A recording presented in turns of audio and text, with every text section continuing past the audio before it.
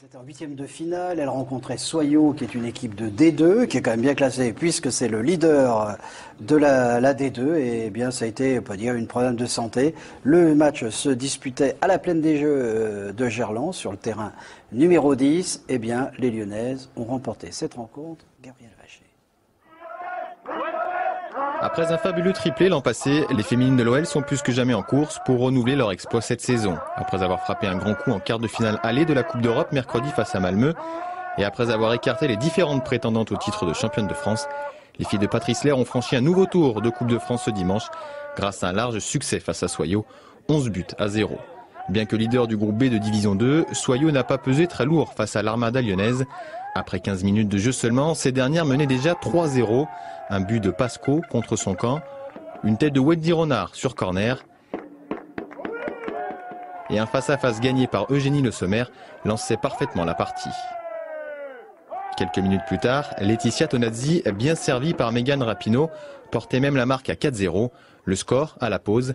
Patrice Lair, qui avait laissé au repos Camille Abili et qui avait choisi de ne pas titulariser Sarah Boidi, Sonia Bonpastor, Lotta Schelin et Elodie Thomis, pouvait alors faire tourner son effectif.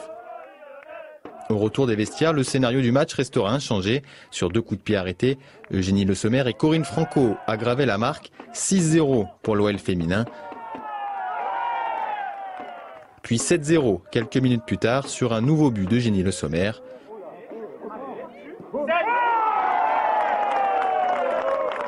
Lotta Schelin, entrée en jeu, s'offrira quant à elle un doublé sur ses premiers ballons en l'espace seulement de 3 minutes, 9-0 pour Lyon.